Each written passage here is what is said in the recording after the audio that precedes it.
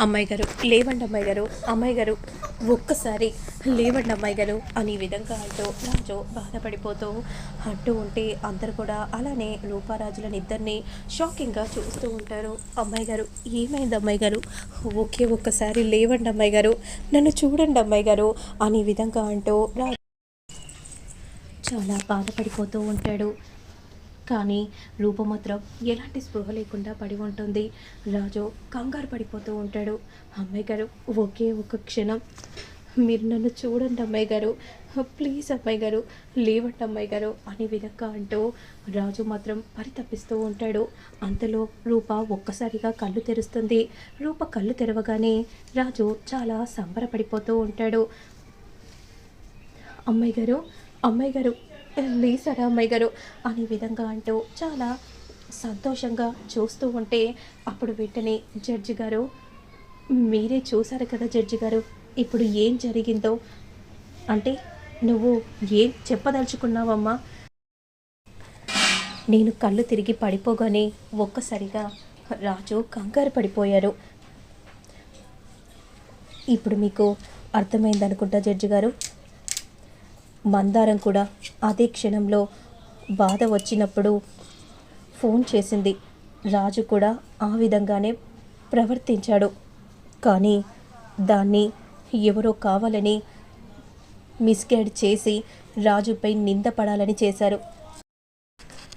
కాబట్టి రాజుకు మీరు శిక్ష వేసే ముందు మీరు ఆలోచించాల్సిందిగా ఈ కోర్టు వారిని సద్వినీయంగా కోరుచున్నాను మై లార్డ్. జడ్జి గారు, మీరు ఒక్క అవకాశం రాజుకి కల్పించండి. రాజు ఎలాంటి తప్పు చేయలేదని నిరూపించుకుంటాడు. నిరూపించుకొని పక్షంలో మీరు రాజుకి శిక్ష వేయండి. కానీ ఇప్పుడు శిక్ష వేసి కటకటాల వెనుక రాజును పంపించకండి జడ్జి గారు. ఎందుకంటే నా రాజు తప్పు చేయలేదని నాకు తెలుసు. మీ అందరికీ తెలియాలంటే ఒక అవకాశం ఇవ్వండి మై లార్డ్. అవకాశం ఇస్తే కోర్టు వారి సమయాన్ని వృధా చేసిన వారిమే అవుతాము. కాబట్టి ఈ రాజుకి శిక్ష పడాలి అని ఈ విధంగా చెప్తూ ఉంటే అప్పుడు జడ్జి మాత్రం ఈ విధంగా అంటూ ఉంటారు. వాదోపవాదనలు విన్న తర్వాత రాజుకి ఒక అవకాశం ఈ కోర్టు కలిగిస్తుంది. ఇక తీర్పు మాత్రం ఎల్లుండికి వాయిదా వేయటం జరిగింది. అలాగే రాజు, నీకు అవకాశం ఇస్తుంది ఈ కోర్టు. నువ్వు సద్వినియోగించుకుంటావో లేదంటే వినియోగించుకోకుండా శిక్ష పడేసుకుంటావో ఇక నీ మీద ఉంది. కానీ ధర్మం మాత్రం ఎల్లుండి అందరికీ తెలుస్తుంది. The court is a Z అనే విధంగా అంటూ జడ్జి వెంటనే అక్కడి నుండి వెళ్ళిపోగానే ఇక రూప చాలా సంతోషంగా చూస్తూ ఉంటుంది రాజును. అమ్మాయి గారు, మీరు నాకు అండగా ఉండగా నాకు ఎలాంటి శిక్ష పడదు అమ్మాయి గారు. నేను తప్పు చేయలేదని నిరూపించుకుంటాను అమ్మాయి గారు. మీరు నాకు ఒక్క అవకాశాన్ని కల్పించారు. థ్యాంక్ యూ అమ్మాయి గారు, థ్యాంక్ యూ సో మచ్ అని రాజు అంటూ ఉంటే, రాజు నువ్వు నా భర్తవి, నీకు శిక్ష ఎందుకు పడుతుంది? నువ్వు ఎలాంటి వాడివో నాకు తెలీదా రాజు? అందరూ ఈ ప్రపంచమంతా నువ్వు తప్పు చేశావని నమ్మినా సరే నేను మాత్రం నమ్మను. నువ్వు ఎలాంటి వాడివో నాకు తెలుసు రాజు అని అనగానే అమ్మాయి గారు అని అంటూ రాజు వెంటనే రూపను గట్టిగా హక్ చేసుకుంటాడు. అదంతా చూసిన సూర్యప్రతాప్ మండిపడిపోతూ ఉంటాడు.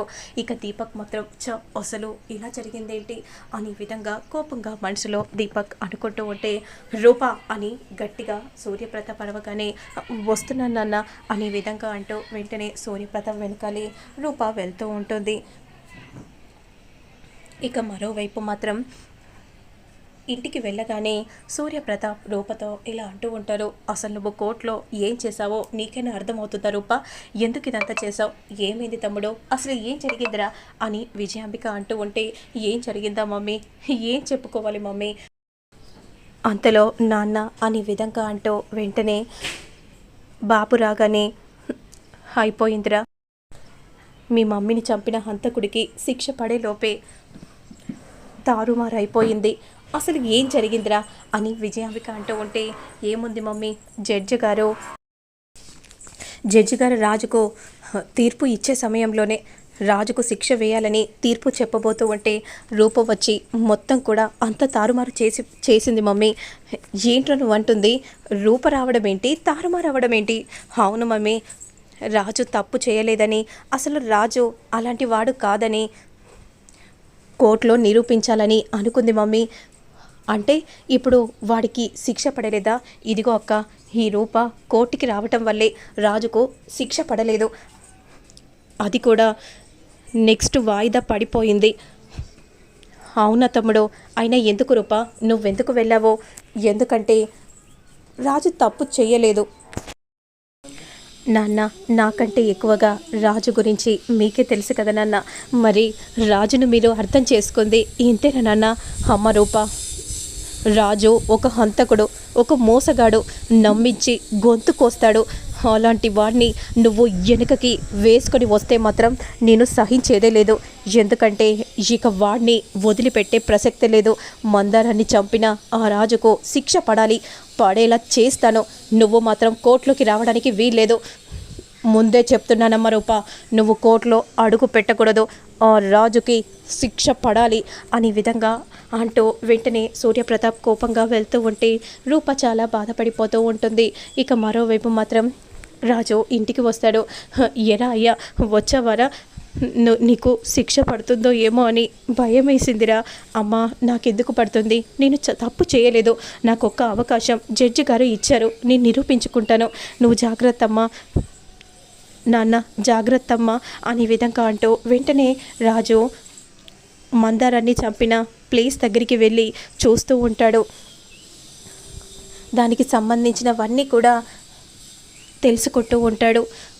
కట్ చేస్తే నెక్స్ట్ సీన్లో మాత్రం అందరూ కోర్టుకి హాజరవుతారు. పాపం వీడికి ఒక్క ఆధారం కూడా దొరకనట్టుంది. అందుకే కామ్గా చూస్తూ ఉన్నాడు. వీడికి శిక్ష పడటం ఖాయం మమ్మీ అనే విధంగా దీపక్ అంటూ ఉంటే విజయాంబిక నవ్వుకుంటూ చూస్తూ ఉంటుంది. ఇక జడ్జి గారు రాగానే అందరు కూడా దండం పెడతారు. ప్రొసీడ్ అనే విధంగా చెప్పగానే జడ్జి గారు, మీరు ఈరోజు మీ తీర్పును వెల్లడిస్తారని చెప్పారు. ఇంకా ఆలస్యం చేయకుండా మొదటగా ఈ కేసుని తీర్మానం చేస్తే సరిపోతుంది. మై లార్డ్, నా దగ్గర ఆధారాలు లేవని నేను అనలేదే అని రాజు అనగానే అందరూ షాకింగ్గా చూస్తూ ఉంటారు. మై లార్డ్, మీరు నాకు ఒక్క అవకాశం ఇస్తే నేను దీపక్తో మాట్లాడాలని అనుకుంటున్నాను. ఏంటి మమ్మీ, నా పేరు చెప్తున్నాడేంటి అనే విధంగా అంటూ కంగారు పడిపోతూ ఉంటే దీపక్ దీపక్ అని పిలవగానే వెంటనే దీపక్ బోన్లోకి వస్తాడు. అప్పుడు వెంటనే, ఏంటి రాజు, నన్ను ఏమడగాలి?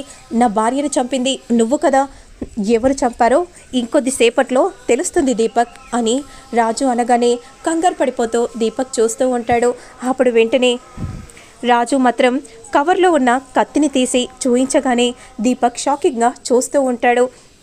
జడ్జి గారు, ఈ కత్తిపై నా ఫింగర్ ప్రింట్స్తో పాటు దీపక్ ఫింగర్ ప్రింట్స్ కూడా ఉన్నాయి అని రాజు చెప్పగానే దీపక్ కంగారు పడిపోతూ అలా చూస్తూ ఉంటాడు. ఏంటి? లేదు జడ్జి గారు, ఏదో రాజు కావాలని నన్ను ఇరికించాలని చూస్తున్నాడు. మొదటి నుండి నేనంటే రాజుకు ఎప్పుడూ పడదు. అందుకే నేనే హంతకుడినని నిరూపించాలని చూస్తున్నాడు. అంతలో ప్రతాప్ కూడా, అవును, దీపక్ అలాంటి వాడు కాదు, అలా మందారాన్ని చంపేంత దుర్మార్గుడు ఈ దీపక్ కాదు జడ్జి గారు అని సూర్యప్రతాప్ చెప్పగానే, అయితే జడ్జి గారు, మీరే ఒకసారి ఫారెన్సిక్ రిపోర్ట్ నుండి వచ్చిన ఈ రిపోర్ట్స్ని చూస్తే మీకే అర్థమవుతుంది. రాజు రిపోర్ట్స్ని చూపించగానే ఒక్కసారిగా దీపక్ షాక్ అయిపోతారు. ఇక జడ్జి గారు ఆ రిపోర్ట్స్ని చూడగానే, అంటే ముందుగా వేలి ముద్రలు మాత్రం దీపక్వి చూపిస్తున్నాయి, ఆ తర్వాత రాజువి చూపిస్తున్నాయి. అంటే ఇప్పటికైనా మీకు అర్థమైందా జడ్జి గారు? ముందు మందారాన్ని చంపేశాడు. నాకు మందారం ఫోన్ చేయడం వల్లే నేను వెళ్ళి మందారం కడుపులో ఉన్న కత్తిని తీయడానికి ప్రయత్నం చేశానే తప్ప పొడవటానికి ప్రయత్నం చేయలేదు. అయినా నేనెందుకు చంపాలని అనుకుంటాను అని రాజు ఈ విధంగా చెప్పగానే దీపక్ కంగారు పడిపోతూ చూస్తూ ఉంటాడు. ఇక సూర్యప్రతాప్ మాత్రం దీపక్ చెంప చెల్లుమని పీకుతాడు. ఇక జడ్జి గారు మాత్రం, మరి ఎలాంటి శిక్ష దీపక్కి వేయబోతున్నాడు అనేది నేను మళ్ళీ నెక్స్ట్ వీడియోలో అప్లోడ్ చేస్తాను. లేట్ చేయకుండా చూసేయండి. ఇలాంటి మరెన్నో అప్కమింగ్ అప్డేట్స్, రివ్యూస్, ప్రోమోస్ చూడాలనుకుంటే నా ఛానల్ని సబ్స్క్రైబ్ చేసి పక్కన బెల్ ఐకాన్ని మాత్రం యాక్టివేట్ చేసుకోవడం అసలు మిస్ చేయకండి. ఎప్పటికప్పుడు వీడియోస్ పెడుతూ ఉంటే నోటిఫికేషన్ రూపంలో మీ వరకు చేరుతాయి. Okay friends, keep smiling, have a nice day, stay home, stay safe. Thanks for watching. Bye.